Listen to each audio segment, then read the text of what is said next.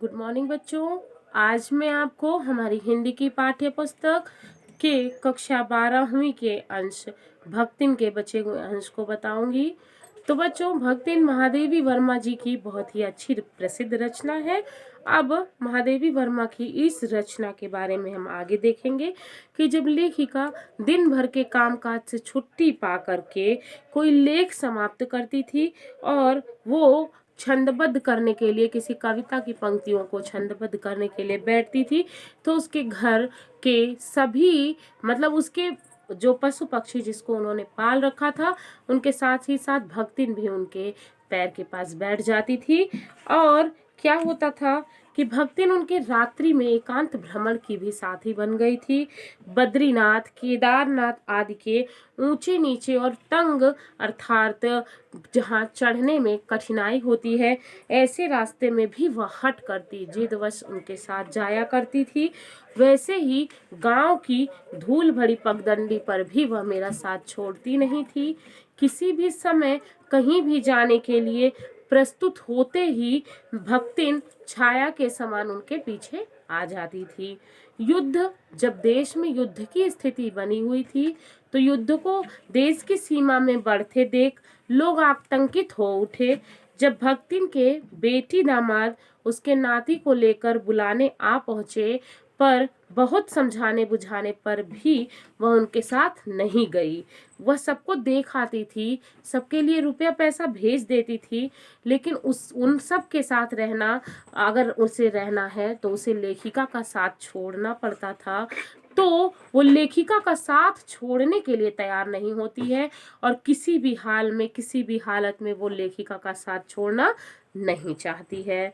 तो जो कि भक्तिन के लिए संभवतः जीवन को अंत तक उसे स्वीकार नहीं था। ये बात उसको जीवन के अंत भक्तिन अपने परिवार को पैसा दे दिया करती थी, लेकिन वो उनके साथ रहने के लिए जाने को तैयार नहीं हुई, क्योंकि उन सब के पास रहने के लिए जाने के लिए उसे महादेवी जी का साथ छोड़ना पड़ता, जो कि उनका साथ छोड़ने के लिए वो कतई तैयार नहीं थी। तो इस प्रकार जब गत वर्ष युद्ध के भूत ने वीरता के स्थान में पलायन वृत्ति जगा दी थी, जब भक्तिन पहली ही बार सेवक की विनीत मुद्रा के साथ मुझसे अर्थात लेखिका से भी गांव चलने का अनुरोध करने आई थी, वह लकड़ी रखने के मचान पर अपनी नई धोती बिछाकर उनके कपड़े वहां रख देती थी। दीवार में कीले गाड़कर उन पर तखत रखकर मेरी किताबें वहां सजा देगी। धान के पुआल का गोदरा बनवाकर उस पर अपना कंबल बिछाकर वह उसे सोने का प्रबंध करेगी। उसके रंग, उसकी स्याही आदि को वह हांडियों में सजोकर रखेगी और कागज पत्रों को छींके में यथाविधि रख देगी। मेरे पास वहां जाकर रहने के लिए रुपया नहीं है। यह मैंने भक्तिन को प्रस्ताव को अवकाश न देने के लिए कहा था कि वह अपना प्रस्ताव बंद कर दे। उसके परिणाम ने भक्तिन ने क्या जवाब दिया, लेखिका आश्चर्यचकित हो गई। अर्थात लेखिका को आश्चर्यचकित करने वाला जवाब भक्तिन ने दिया। क्या जवाब दिया भक्तिन ने? भक्तिन ने कहा कि उसके पास पैसे हैं। उसने कहा मेरे पास 5 बीसी और 5 रुपया गड़ा रखा है, उसी से वह सब प्रबंध कर लेगी। फिर लड़ाई को तो अमरौती खाकर नहीं आई है। वो कहती है कि जब सब ठीक हो जाएगा तो फिर हम यहाँ आ जाएंगे। तो इस प्रकार भक्तिन, जो कि बहुत ही कंजूस महिला थी, महादेवी जी को बहुत आश्चर्य हुआ, इतने कम पैसे का नहीं, इस बात का कि इतनी कंजूस महिला आखिर उसने महादेवी जी के लिए पैसे निकाल ही लिए और वह उन पैसों को मेरे लिए खर्च कर सकती है। इतने थोड़े पैसे का तो उनके लिए महत्व नहीं था, लेकिन रुपए के प्रति जो भक्तिन का अनुराग था वो बहुत प्रसिद्ध हो चुका था। लेकिन महादेवी जी के लिए उसके जो उन रुपयों का परित्याग करने को तैयार थी, उसके महत्व को समझते हुए महादेवी जी ने उसके प्रेम को जाना। भक्तिन और लेखिका के बीच में सेवक और स्वामी का संबंध है, यह कहना तो ठीक है, क्योंकि कोई स्वामी ऐसा नहीं हो सकता जो इच्छा होने पर भी अपने सेवक को घर से ना निकाल दे, और कोई सेवक ऐसा नहीं हो सकता जो स्वामी के बार बार कहने पर, स्वामी के बार बार मना करने पर कि तुम यहाँ से निकल जाओ, हंस कर रह जाए और बाहर जाने का प्रयास ना करे। तो इस प्रकार से यह कहना बहुत कठिन होगा कि लेखिका में और भक्तिन में सेवक स्वामी का संबंध था। तो भक्तिन को नौकर कहना उचित नहीं है, क्योंकि वह अपने घर में बारी बारी से आने जाने वाले अंधेरे और उजाले की तरह से थी। आंगन में फूलने वाले गुलाब और आम को सेवक मानना गलत है। वे जिस प्रकार एक अस्तित्व रखते हैं, जिसे सार्थकता देने के लिए हमें सुख दुख देते हैं, उसी प्रकार भक्तिन का भी स्वतंत्र विकास के लिए परिचय ही उनके जीवन को घेरे हुए है। परिवार और परिस्थितियों के कारण स्वभाव में जो विषमताएं उत्पन्न हो आई हैं, उनके भीतर से एक स्नेह और सहानुभूति की आभा फूटती रहती है। इसी के से उसके संपर्क में आने वाले व्यक्ति उसमें जीवन की सहज मार्मिकता ही पाते हैं। किस प्रकार छात्रावास की बालिकाओं में से कोई अपनी चाय बनवाने के लिए दहली पर बैठा है, तो कोई बाहर खड़ी मेरे लिए बने नाश्ते को चखने के बाद उसके स्वाद की विवेचना करती रहती हैं। मेरे बाहर निकलते ही सब चिड़ियों के समान उड़ जाती हैं और भीतर आते ही यथास्थान विराजमान हो जाती हैं।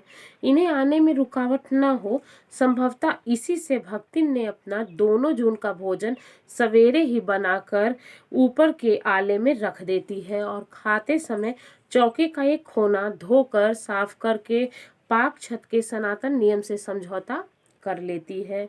उनके परिचितों और साहित्यिक बंधुओं की से भी भक्तिन विशेष रूप से परिचित हो गई थी, पर उनके प्रति भक्तिन के सम्मान की मात्रा मेरे प्रति उनके सम्मान की मात्रा पर निर्भर है, और सद्भाव उनके प्रति मेरे सद्भाव से निश्चित होता है।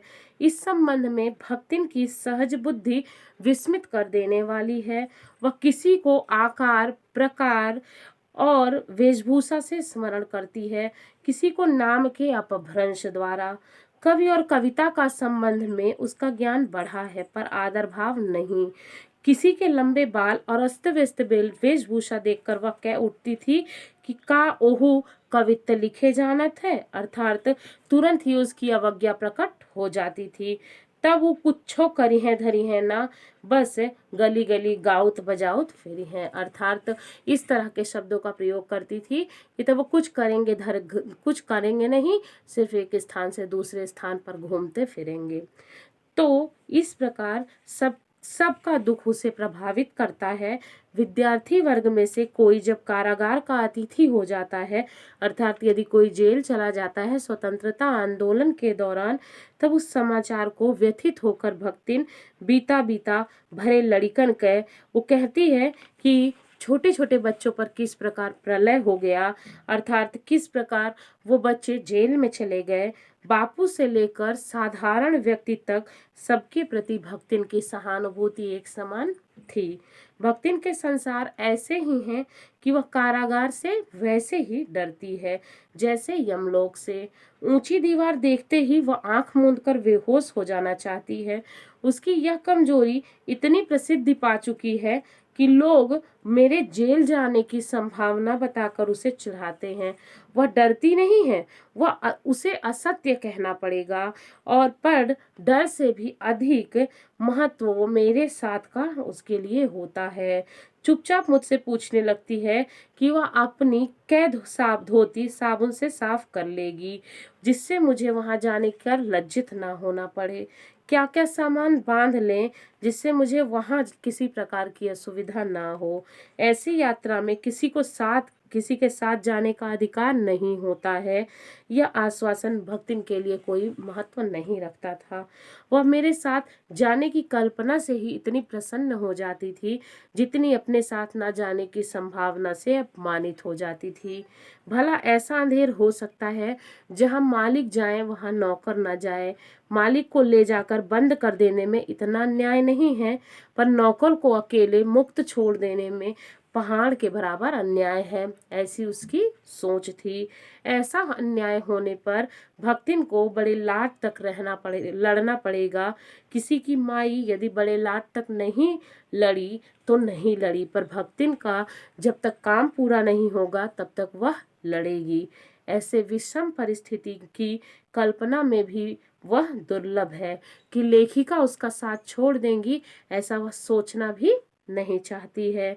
फिर लेखिका सोचती है कि जब ऐसा बुलाया अगर आ पहुंचेगा जिसमें न धोती साफ करने का अवकाश रहेगा, न सामान बांधने का, न भक्तिन को रुकने का अधिकार होगा, न मुझे रोकने का, तब चिर विदा के अंतिम क्षणों में यह देहातिन वृद्धा क्या करेगी और मैं क्या करूंगी। भक्तिन की कहानी अधूरी है और मैं इसे खोकर इसे मैं पूरी नहीं करना चाहती।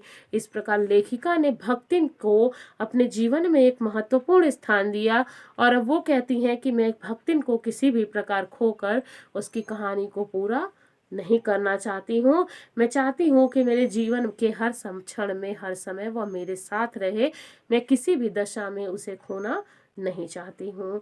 तो इस प्रकार बच्चों, महादेवी वर्मा द्वारा रचित भक्तिन अध्याय पूरा हुआ। इस अध्याय में एक अनन्य सेविका भक्तिन और महादेवी जी के प्रति उसके अनुराग का वर्णन है कि किस प्रकार शहरी जीवन और ग्रामीण जीवन के सम्मिश्रण को इस पाठ में बड़ी ही बखूबी से दिखाया गया है। तो बच्चों, इस तरह यह अध्याय पूरा हुआ। मिलते हैं अगले अध्याय के साथ अगले वीडियो में। थैंक यू बच्चों।